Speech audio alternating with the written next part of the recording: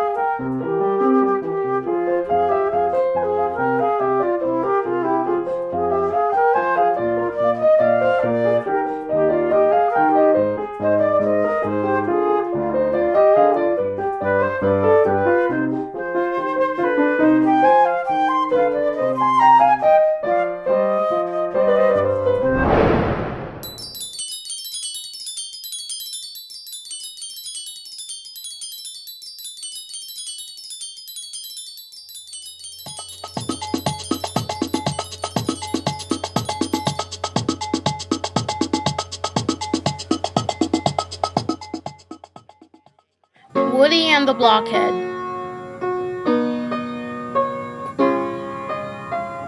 Hey, what's wooden and blue sits on top of you and can't think what to do? I don't know. That's because it's your head, you blockhead. Blockhead, blockhead, blockhead. That's not my name. Blockhead, blockhead, blockhead. Where do you think you're going? To school. How are you gonna get there without a leg? I'll manage.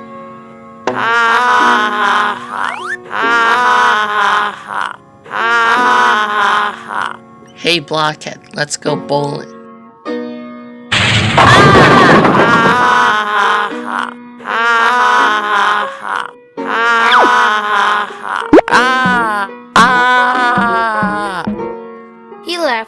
off. Ew!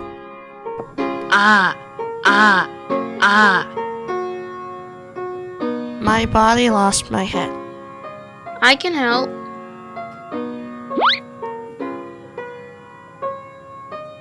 What did you do that for, you blockhead? Huh?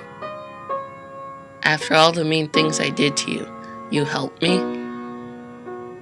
We're both people, and we both have blue wooden blocks for heads. Thanks, blockhead. My name is Woody. Sorry, I guess I'm the blockhead.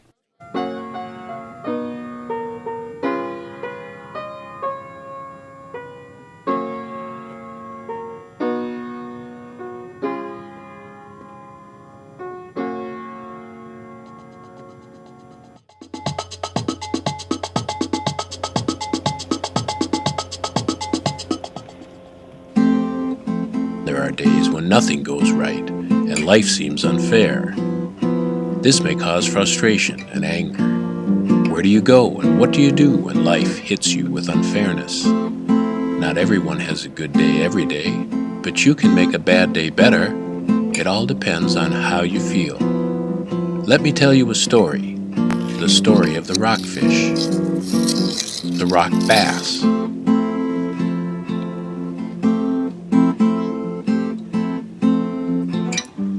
The rock bass was very angry one day. Rocks kept falling through the water and hitting him on the head.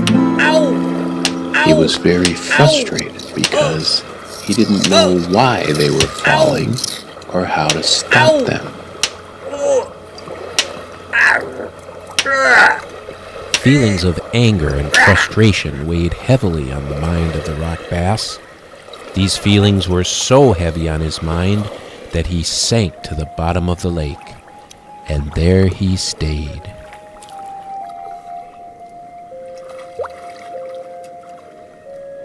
Lying there on the bottom of the lake, the rock bass did not move or change position, but his big red eye looked up at the other fish who were still swimming about freely in the water. Why didn't the other fish sink to the bottom of the lake like him? And why couldn't he get back up? The more he thought about it, the more angry and frustrated the rock bass became. He couldn't think of anything else but his anger and frustration. And because of this, he couldn't move at all.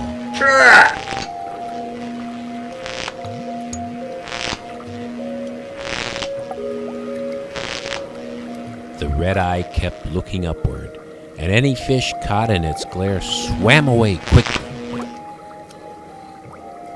But one small fish wanted to know why the red eye was looking up at her. So one day, the small fish swam down to the rock bass and poked at its red eye. "Ow!" said the rock bass. "Why did you poke my eye?" "I'm sorry," said the little fish. "I didn't mean to hurt you. I didn't even know you were there. Would you like to be my friend?" "What do you mean?" said the rock bass. He was surprised and stopped thinking about his anger and frustration for a moment. "I mean," repeated the little fish, "would you like to come and play and have some fun with me?" The rock bass smiled a little, and he moved a little. "Do you know how to play Go Fish?" asked the little fish.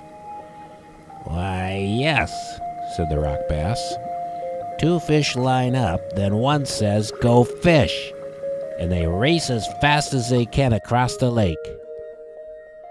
By this time, the rock bass had floated up in the water until he was next to the little fish. Then the little fish said, "Go fish." The rock bass gave a mighty flip of his tail, and both fishes swam off laughing across the lake. Well, when the rock bass had stopped thinking about how angry and frustrated he was able to have fun again. and he became good friends with the little fish.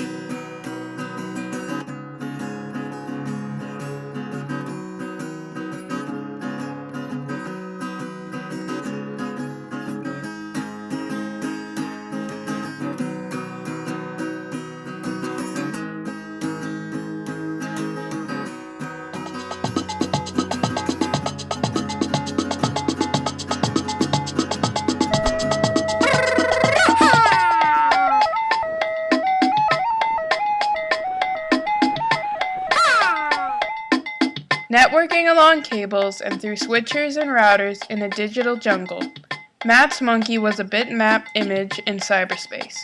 Until the night a family device failed to enter rest mode.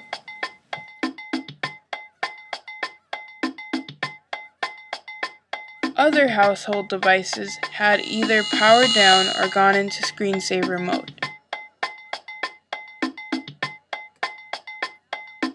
But the screen on one device still lit the night, and as long as the display continued to glow, Matt's monkey was unable to rest.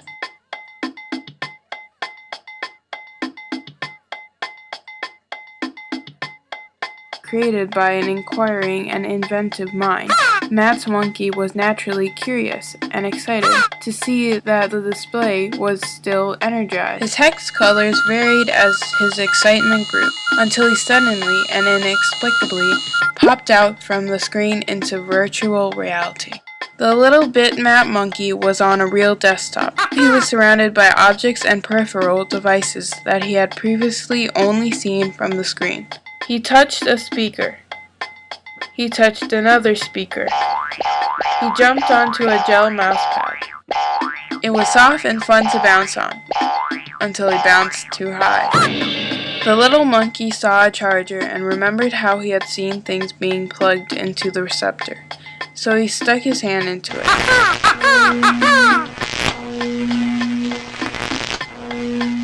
This was too much!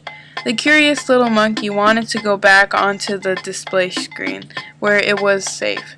But how? He thought about it and recalled his stored memories of commands and procedures until he came up with a word. He jumped back and forth across the keyboard until the word appeared on the screen. UPLOAD. Upload. The little monkey then pushed the mouse until the cursor on the screen was positioned over the word that he had just typed. He jumped on the mouse, and in an instant, he was back in his beloved digital jungle. The little monkey was home.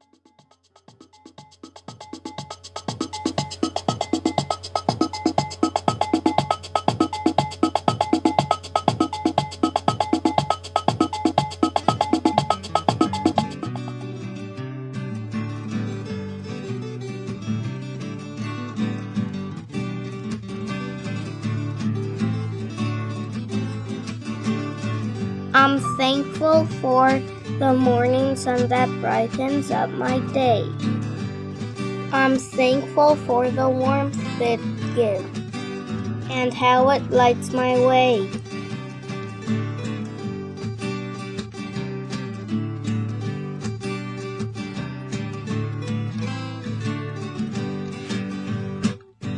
The light gives life to trees and bushes growing in the earth.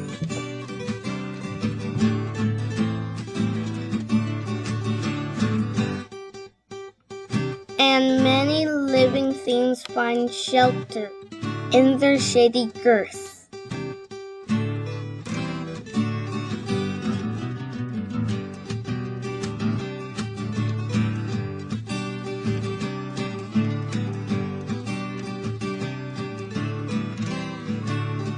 I'm thankful for these strong and sturdy, leafy plants so tall. I'm thankful for the one who made him and who made us all.